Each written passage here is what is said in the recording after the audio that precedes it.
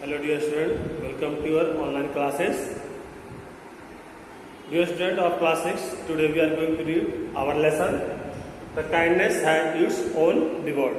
मतलब महानता जो अपने आप में खुद एक पुरस्कार है, एक इनाम है. इसी चैप्टर के बारे में हम पढ़ते हैं. तो कहानी शुरू होती है इस चैप्टर में. बहुत समय पहले की बात है. एक जगह जो तीन भाई जो है एक साथ मिलजुल कर रहते थे.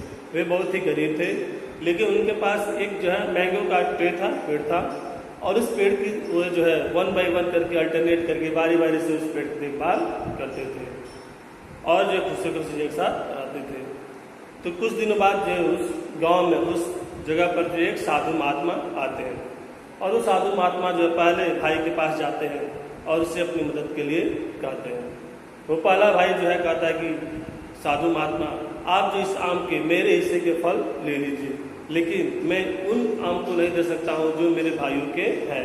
मैं उनसे बेईमानी नहीं कर सकता हूँ. तो साधु जो है उसके इस व्यवहार से काफ़ी प्रसन्न होते हैं और वहाँ से चले जाते हैं. तो वे वहाँ से जो है दूसरे भाई के पास जाते हैं और उससे भी मदद के लिए कहते हैं. दूसरा भाई भी कहता है कि आप जो है मेरे हिस्से के आम जो मैंगोज है वो ले सकते हैं, लेकिन वे मैंगोज जो मेरे भाई के हैं, दूसरे ब्रदर्स के हैं, उनको मैं नहीं दे सकता हूँ क्योंकि मैं उनके साथ बेईमानी नहीं कर सकता हूँ.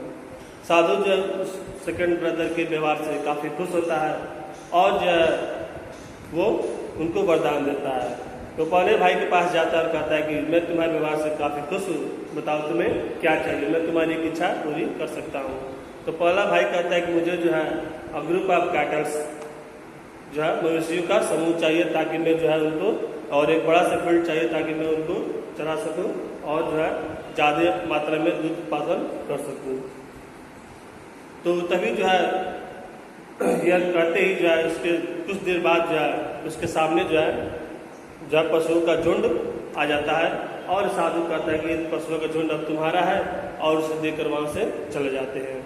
वो पहला भाई था, खुशी जो है उन जानवरों को लेकर जो है उनकी देखभाल करना शुरू कर देता है और धीरे धीरे काफ़ी अमीर हो जाता है. इसके बाद साधु जो सेकंड भाई के पास जाते हैं और उसे भी कहते हैं कि मैं तुम्हारे व्यवहार से काफ़ी प्रसन्न हूँ, तुम जो है एक इच्छा व्यक्त करो, मैं तुम्हें एक वरदान दे सकता हूँ. सेकंड ब्रदर कहता है कि मुझे जो है एक बड़ा सा जो खेत चाहिए, मतलब बड़ी एरिया में खेत चाहिए जिसमें जो अच्छी फसल मैं उगा सकूँ. ऐसा कहते हैं जो साधु तुरंत उसकी इच्छा पूरी कर देते हैं और इससे बड़े से जो फर्टाइल लैंड मिल जाते हैं, इसमें वो खेती करता है. इसके बाद साधु महात्मा जो है तीसरे भाई के पास जाते हैं, उसके भी व्यवहार से काफ़ी प्रसन्न होते हैं और उससे भी एक वरदान मांगने के लिए कहते हैं. तीसरा भाई कहता है कि मुझे और कुछ नहीं चाहिए, मुझे केवल एक सुंदर और समझदार महिला चाहिए जिससे मैं शादी कर सकूँ.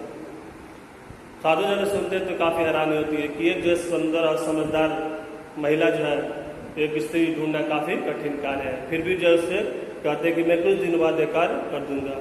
वो कई जगह जाते हैं, वह जो उस महिला की तलाश करते हैं. अंततः जो है उन्हें एक जो है सुंदर और जो है योग्य और ईमानदार और जो समझदार स्त्री मिल जाती है. वह उस महिला को तीसरे भाई के पास लाते हैं और इससे विवाह कर देते हैं. उसके बाद चले जाते हैं. तो तीसरा भाई जो उस महिला के साथ काफ़ी प्रसन्न होता है, वो दोनों अपनी जो है मेहनत करते हैं. यद्यपि वो गरीब है लेकिन फिर भी जो है ईमानदारी से मेहनत करते हैं और अपना गुजर बसर करते हैं. इसके बाद जो है काफ़ी वर्ष बीत जाते हैं और वो साधु महात्मा थे काफ़ी बूढ़े हो जाते हैं और उनकी इच्छा होती है कि वे जो है फिर से कि वो तीनों भाइयों से मिले कि अब उनका व्यवहार कैसा है. तो काफ़ी सालों बाद पुनः वे जो है साधु महात्मा थे उस गांव में आते हैं और पहले भाई के पास जाते हैं और उसे कुछ जो है दूध पीने की इच्छा से कुछ दूध मांगते हैं, मिल्क की डिमांड करते हैं. लेकिन फर्स्ट ब्रदर उसका व्यवहार जो पूरी तरह से बदल चुका होता है.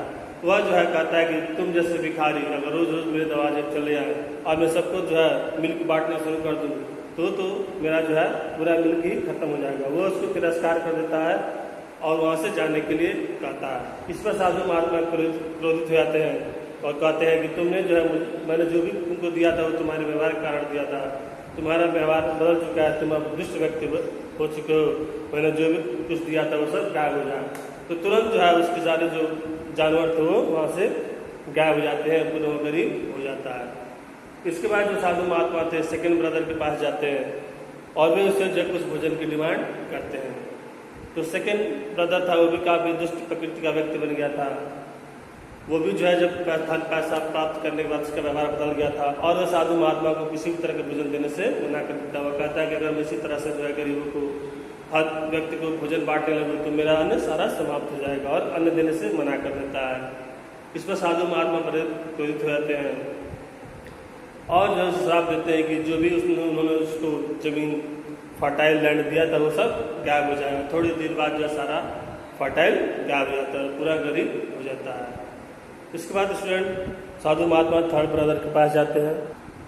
उसके बाद साधु महात्मा जो तीसरे भाई के पास जाते हैं और उससे भी जो है भोजन की डिमांड करते हैं और मदद के लिए कहते हैं। तीसरा ब्रदर जो है काफ़ी जो उदार व्यक्ति था, यद्यपि वो गरीब था, हार्ड वर्क करता था, लेकिन बहुत ही उदार था। वह जो है साधु की बहुत आदरपूर्वक स्वागत करता है और उन्हें भोजन के लिए आमंत्रित करता है और उन्हें भोजन खिलाता है और उन्हें शरण भी देता है, रात को ठहरने के लिए भी कहता है। साधु महात्मा कहते हैं कि तुमने जो है तुम्हारे व्यवहार में कोई परिवर्तन नहीं आया, मैं तुम्हारे व्यवहार से बहुत ही पसंद हूँ। अगली सुबह मैं तुम्हें जो है अब तुम्हारी इस जो है ईमानदारी के लिए, इस व्यवहार के लिए, सज्जनता के लिए तुम्हें एक पुरस्कार दूंगा। अगली सुबह सूर्य उदय होने के बाद सूर्यास्त के समय, सूर्योदय के समय ही तुम उस पहाड़ी पर जो जहाँ एक ट्री है, एक अकेला ट्री है, वहाँ जाना और तुम्हें जो तुम्हारी ईमानदारी का पुरस्कार मिलेगा। व्यक्ति सुबह जो है उस पहाड़ी के पास जाता है और जहाँ एक पेड़ था उसके पास जाता है और देखता है कि वहाँ एक बॉक्स पड़ा था। उस बॉक्स में तो जब ओपन करता है तो वो जो है बॉक्स जो है सोने से भरा हुआ था। यह देखकर व्यक्ति काफ़ी प्रसन्न होता है और उस बॉक्स को लेकर अपने घर आता है और कुछ ही क्षणों में काफ़ी अमीर व्यक्ति बन जाता है। इस तरह से स्टूडेंट इस कहानी में बताया गया कि हमें जो है कभी भी अपनी सज्जनता और ईमानदारी को नहीं छोड़ना चाहिए। जो भी हमारे अंदर काइंडनेस है, दयालुता है, समय बदलने के साथ या अवस्था परिवर्तन में जब भी हमारा समय बदले उसके साथ जो है हमारी जो सज्जनता है, हमारी काइंडनेस है, दयालुता का भाव है, वो कभी बदलना नहीं चाहिए। अपने आप में जो है दयालुता जो है एक पुरस्कार है और एक ईमानदार है, और हमें दूसरों की मदद करनी चाहिए जिससे हम हमेशा प्रसन्नचित रहेंगे और दूसरे भी हमारी हेल्प करेंगे और प्रसन्न रहेंगे। Thank you students.